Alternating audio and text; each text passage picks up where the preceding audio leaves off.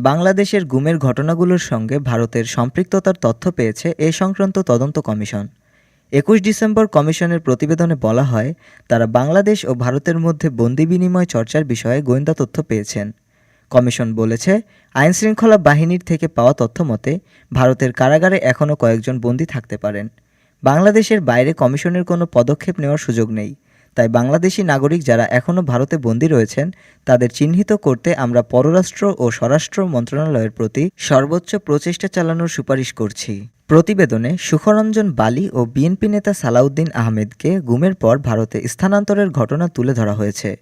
Sukhranjan বালিকে supreme court প্রাঙ্গণ থেকে এবং সালাউদ্দিন আহমেদকে ঢাকার উত্তরা থেকে গ্রেপ্তার করা হয়।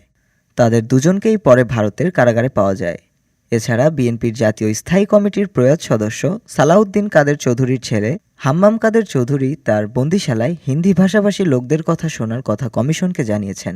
এমনকি টাস্ক ফোর্স অফ ইন্টারোগেশন লেখা কম্বলও ছিল। সেই সময় র্যাব সদর দপ্তরের তত্ত্বাবধানে টিএফআই পরিচালিত হতো। এই টিএফআই সেন্টার উত্তরার র্যাব ১ এর সদর দপ্তরে প্রাচীর ঘেরা কম্পাউন্ডের ভেতরে অবস্থিত ছিল। ডেস্ক রিপোর্ট, আজ বার্তা, ঢাকা।